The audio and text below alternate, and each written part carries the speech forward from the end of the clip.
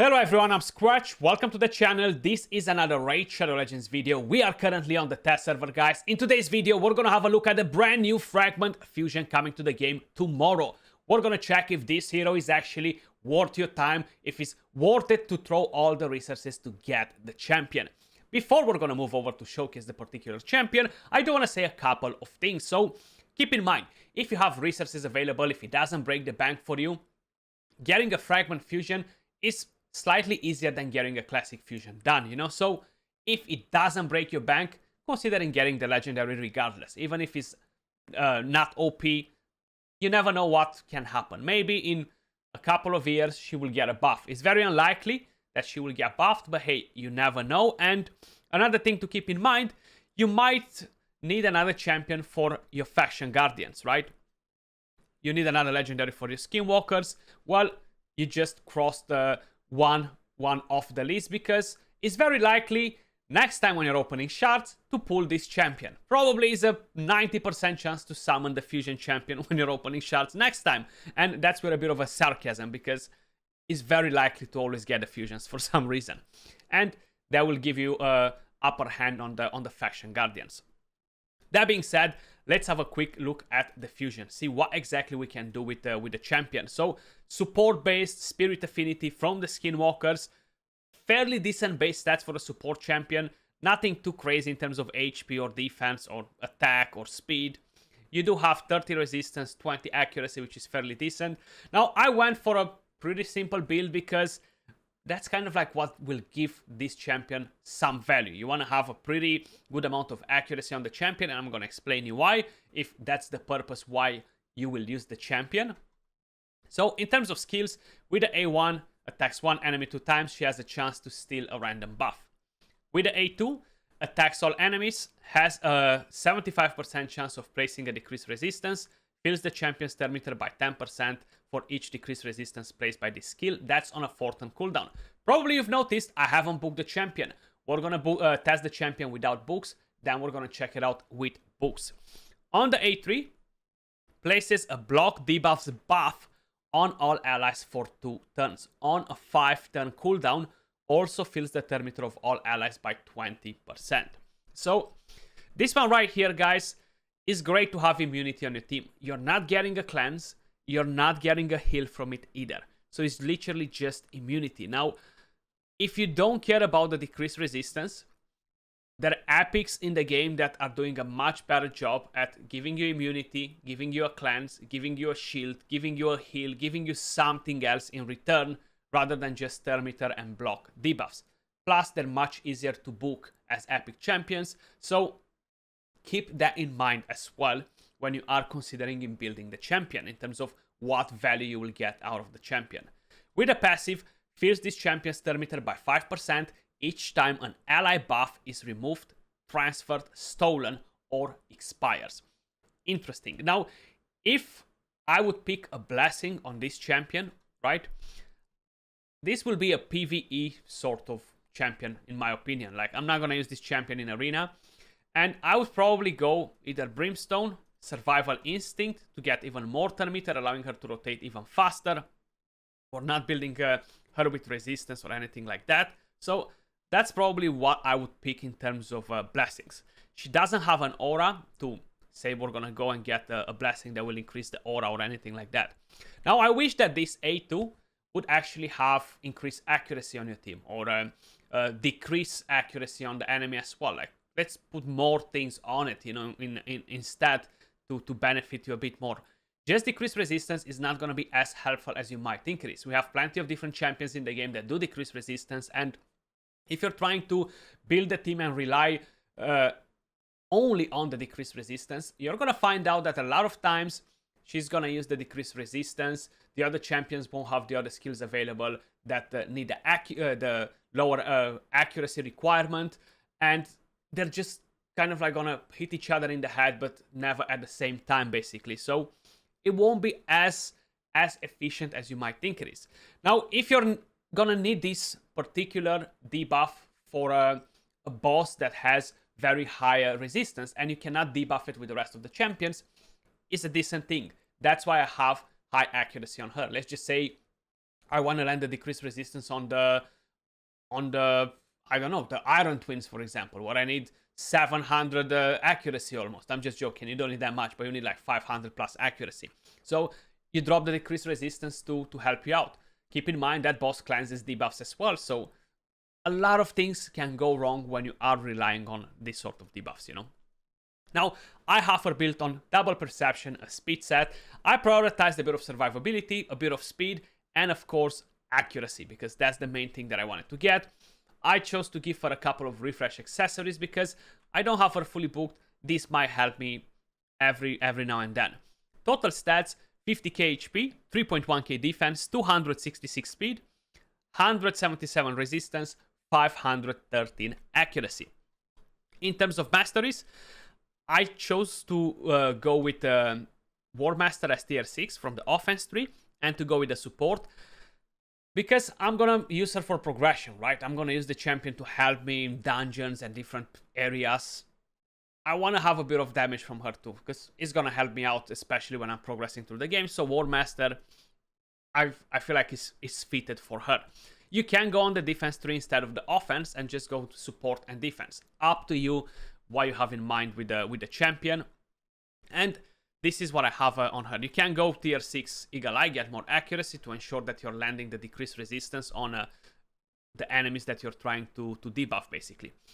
That being said, let's take her in for a spin and see what we can do with this champion. So first, I want to try her on the Dragon stage 20, okay? Seems like right now it shows me the lowest turn count is 82, and that's because the tournaments are coming into the game, guys. We're still not sure how they're gonna work, but basically you're gonna be able to see what's your lowest turn count for this. So let's crack on it. This is gonna be the team that I'm gonna run. The reason why I'm going like this is because I don't have high accuracy on Kale as a poisoner, right? So the decreased resistance will actually be very beneficial for him as a champion. 127 accuracy, that will allow us to drop the poisons when we have the decreased resistance. Let's see what sort of an impact will a champion like her will have on my team when we are progressing through the game. Now, the gear is pretty strong on my champion, so that's another thing you need to keep in mind too. They're gonna melt the waves pretty fast. But once you get at the boss, right, the boss debuffs you. Having that immunity on is pretty nice. It's not a bad thing to have 100%. Is that decreased resistance mandatory? Is the block debuffs from this champion mandatory? Do we really need to use this champion in order to be able to progress through this dungeon? That's my main question, you know. So let's see where we are. 30 seconds, we kill the waves. We're getting at the boss, right? I think that was the A1. We might get weak hits on this stage. If needed, I'm gonna do another run, which is fine, not a problem. I'm gonna re-record the whole thing again, you know, if we're getting weak hits on it. Let's see. Okay, we got resisted now. Is a thing that will happen. Block debuffs saved us from the poisons, which is nice. Definitely a good thing. I think we attempted to use the skill, the A2. Refresh accessories proc, we landed a decreased resistance. Now we are able to drop poisons with Kale, which is very helpful. The rest of the champions, they have pretty good accuracy, so it's not a problem. Like for Tyrell, for example, he has plenty.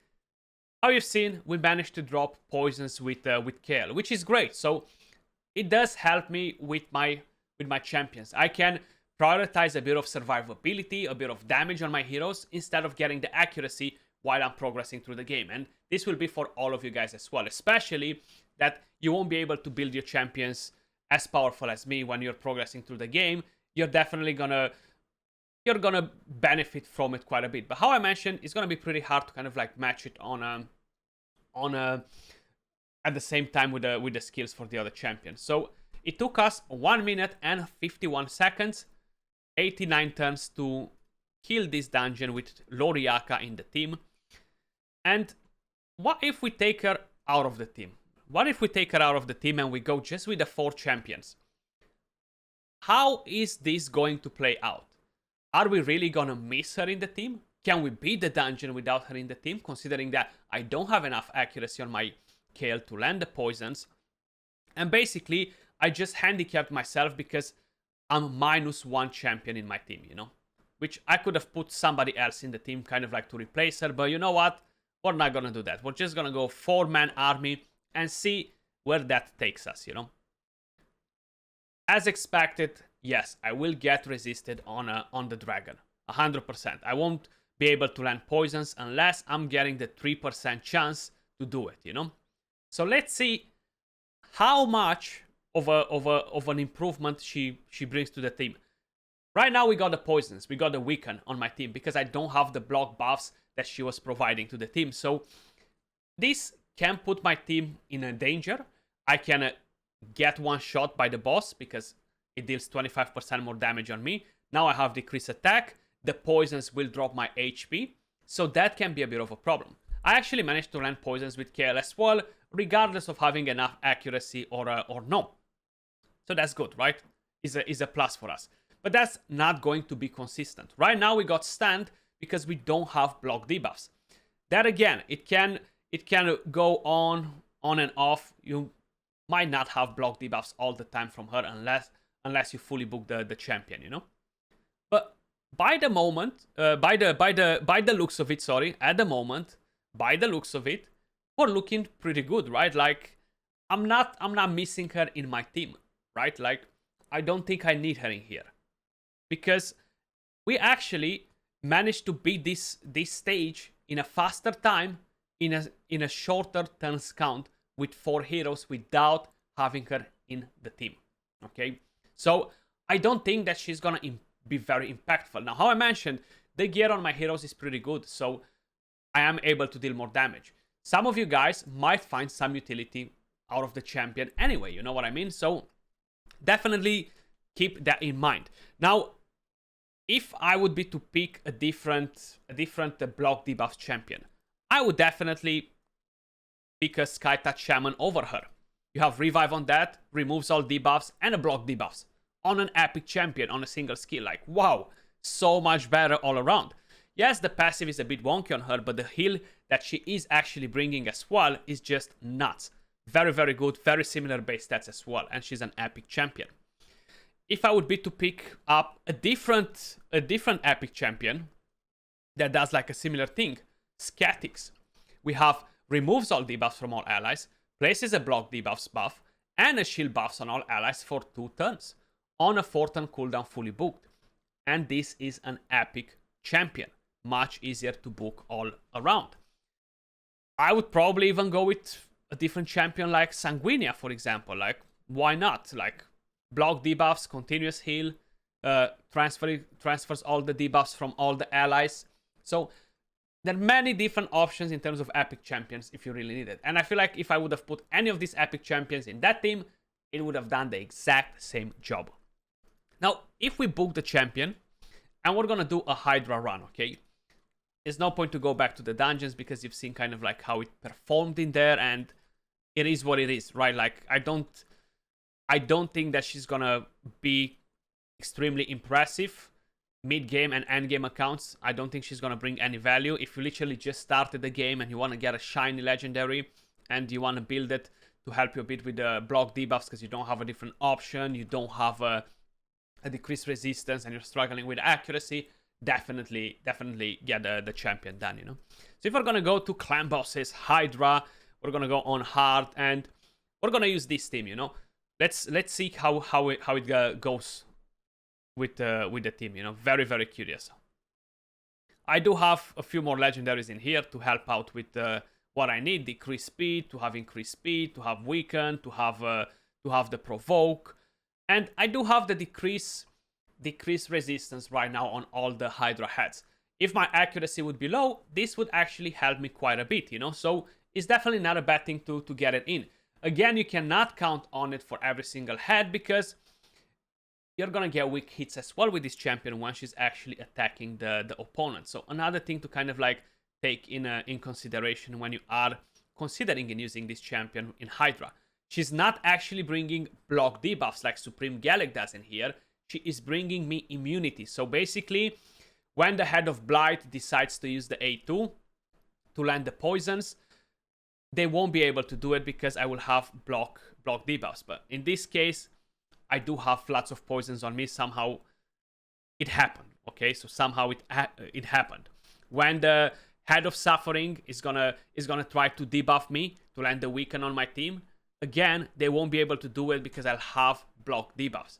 So it can help you to have block debuffs. It's actually pretty good to have block debuffs on Hydra, but it's not as impactful. The champion is not as impactful as you might think in Hydra. Like how I mentioned, you will find slightly better options all around, you know.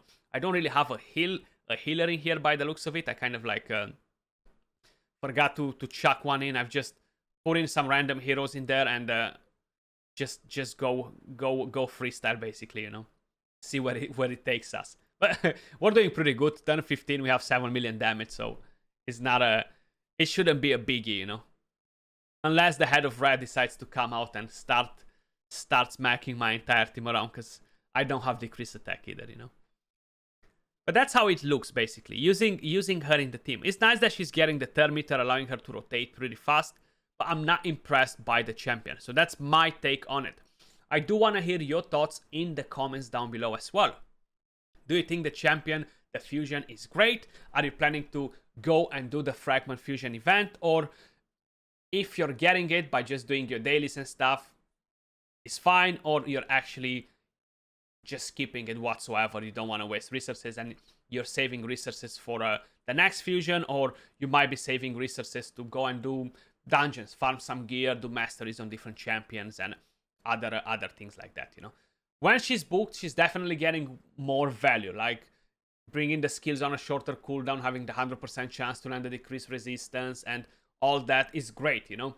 But without books, she's really not gonna bring you a lot of value, and I wouldn't recommend it to book the champion, okay? Let me just put it like that. I wouldn't book the champion. Like, books are so rare, unless you're a crack and you want to book everybody that you have on your account. Fair enough, your own account, do whatever, but personally, I wouldn't actually do it. So, here we are. We could actually get this one key without a problem, honestly. We wouldn't really have to stress about it too much. You see, turn 26, we are already past the 50% of the damage to get the one key on hard.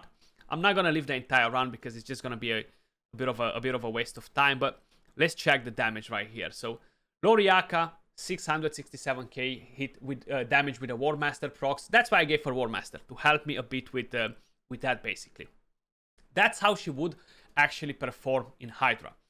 Skratch and other champions, they might be bringing you more value in my opinion, but that's up to you. Skratch actually has a chance to remove buffs from the enemies too, which is AoE. That was all for this video, guys. Do let me know your thoughts in the comments down below. As usual, appreciate every single one of you guys watching, and I'll catch you all soon in the next video. Peace.